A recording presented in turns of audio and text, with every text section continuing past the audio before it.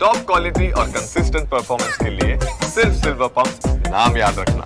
જૈન સાધુના મોતના પડઘા હવે અમદાવાદમાં પણ પડ્યા છે। અમદાવાદમાં સંત સુરક્ષા મહારેલી યોજવામાં આવી। વાસણા વિસ્તારથી પાલડી વિસ્તાર સુધી પ્રીતમનગર અખાડા સુધી આ રેલીનું આયોજન હતું। જૈન સાધુના મોતને જૈન સમાજે હત્યા ગણાવી છે અને જૈન સંતો માટે સુરક્ષિત પગદંડી બનાવવાની માંગ કરાઈ છે। ટ્રક ચાલકે ઇરાદાપૂર્વક રાજસ્થાનમાં જૈન આચાર્યની હત્યા કરી હતી, જેથી રોષની લાગણી જોવા મળી રહી છે અને સંતોને રાષ્ટ્રીય સંપત્તિ જાહેર કરવા માંગ કરાઈ છે। આવે છે વાહન માટે જો આટલા મોટા રસ્તાઓ આ છેલ્લા વર્ષોમાં ભારતભરમાં કેટલા મોટા હાઈવે અને મોટા રસ્તાઓ થયા, તો એક નાનકડી પગદંડી બનાવી એ સરકાર માટે બહુ નાનકડી વાત છે। વહેલામાં વહેલું એ કાર્ય થાય તો ચોક્કસ આમાં ફાયદો થાય।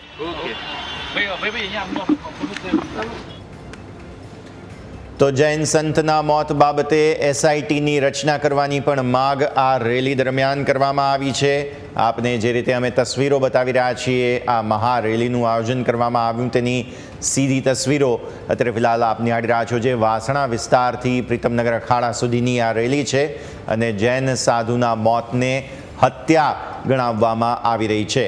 ટ્રક ચાલકે રાજસ્થાનમાં એક જૈન આચાર્ય પર ટ્રક ચડાવી દીધો હતો, જે ઇરાદાપૂર્વકની હત્યા હોય અને કાવતરું હોય તેવા પ્રકારની પણ રજૂઆત અહીંથી ખાસ કરવામાં આવી છે। અમદાવાદની આ તસવીરો આપ નિહાળી રહ્યા છો કે જેમાં રાજસ્થાનમાં એક જૈન સાધુ પર જે ટ્રક ચડી ગયો હતો અને તેમનું મૃત્યુ થયું, તે સમગ્ર ઘટનાના પડઘા અત્યારે અમદાવાદમાં પડ્યા છે।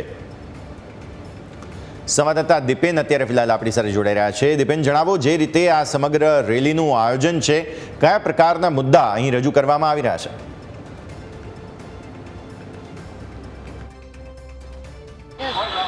બિલકુલ, જે રીતે રાજસ્થાનમાં જૈન સંતની અકસ્માતમાં મોત થયું છે ત્યારે સમગ્ર જૈન સમાજમાં રોષ જોવા મળી રહ્યો છે। અમદાવાદમાં પણ જૈન સમાજમાં રોષ જોવા મળી રહ્યો છે।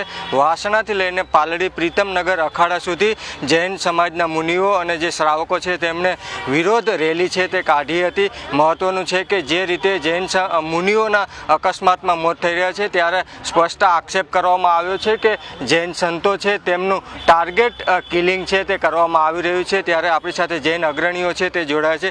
જી, આજે રેલી કાઢવામાં આવી હતી, શું મુખ્ય માંગણી છે, શું માંગ છે આપની? અમારી મુખ્ય માગણી એવી છે કે એક ઉચ્ચતમ ન્યાયાલયના જજ દ્વારા આની સિટિંગ સ્પેશિયલ ઇન્વેસ્ટિગેશન ટીમ રચવામાં આવે। તેના જે અત્યાર સુધીના છેલ્લા 10-15 વર્ષની અંદર જે કેસો આવા મર્ડરના થયેલા છે તેની પુનઃ તપાસ કરવામાં આવે, કારણ કે સાધુ સંતોના જે કોઈ અકસ્માતો થયા છે તેને અમે એક મોડેસ ઓપરેન્ડી સેમ છે અને તેથી અમે તેને એક મર્ડર ગણીએ છીએ અને કિલિંગ ગણીએ છીએ। આ એક અમારી પહેલી માગણી છે કે સમગ્ર કેન્દ્ર સરકાર લેવલે સીટની રચના કરવામાં આવે। બીજી અમારી મહત્ત્વની માગણી છે કે સાધુ સંતને રાષ્ટ્રીય સંપત્તિ ડિક્લેર કરવામાં આવે। ત્રીજી અમારી માગણી છે કે દરેક તીર્થસ્થાનો અમારા જ્યાં છે, ગુરુ ભગવંતોનો જ્યાં વધુ પડતો વિહાર છે તે સંપૂર્ણ પગદંડી બનાવવામાં આવે। અને આ એક મહત્ત્વની માગણીઓમાં સૌથી એક બીજી વધુ માગણી પણ એવી છે કે જે ઉચ્ચતમ ન્યાયાલય દ્વારા જે સીટની રચના કરવામાં આવે કેન્દ્ર સરકાર દ્વારા, એ રાજસ્થાનમાં નહીં પણ બહારના કોઈ પણ ગવર્મેન્ટની અંદર, એટલે કોઈ પણ સ્ટેટની અંદર રહી અને એની સંપૂર્ણ તપાસ કરવામાં આવે અને બધી જ ફાઇલો રીઓપન કરી અને એની ઇન્વેસ્ટિગેશન તૈયાર કરવામાં આવે। સાધુ ભગવંતોનો પણ આક્ષેપ છે કે સરકાર છે તે સંતોની સુરક્ષા માટે યોગ્ય કામગીરી નથી કરતી। ના, આવો કોઈ અમારો આક્ષેપ નથી। આમ તો નરેન્દ્રભાઈ મોદીજી આપણા પ્રધાનમંત્રી આર્ય સંસ્કૃતિના રક્ષક છે અને સાધુ સંતો પ્રત્યે તેઓ ઊંડો સદભાવ ધરાવે છે, પરંતુ કેટલીક વાર આપણો અવાજ પ્રશાસન સુધી પહોંચતો હોતો નથી। ત્યારે એ પ્રશાસન સુધી અવાજ પહોંચાડવા માટે આ એક મીડિયા અમારું માધ્યમ છે, તો અમારો અવાજ ત્યાં સુધી પહોંચશે। બિલકુલ, તો જે રીતે જૈન સંતોની અકસ્માતમાં મોત થઈ રહ્યા છે તેને લઈને સીટની રચના કરવાની માંગ કરવામાં આવી રહી છે। આ ઉપરાંત જે જૈન સંતો છે તેમને રાષ્ટ્રીય સંપત્તિ જાહેર કરવાની માંગ છે તે આ મહારેલીમાં કરાય છે। આ ઉપરાંત જે રીતે ઘટનાઓ બની રહી છે ત્યારે ક્યાંક ને ક્યાંક જૈન સંતોને ટાર્ગેટ કરી અને હિટ એન્ડ રન કરવામાં આવતા હોવાનો આક્ષેપ છે અને આ સમગ્ર બાબતે તાત્કાલિક સીટની રચના કરી અને ફાસ્ટ ટ્રેક કોર્ટમાં કેસ ચલાવવાની માંગ છે તે જૈન સમાજ દ્વારા કરવામાં આવી રહી છે। જી બિલકુલ દીપેન, ખૂબ ખૂબ આભાર આપનો અમારા સાથે જોડાવા માટે થઈને।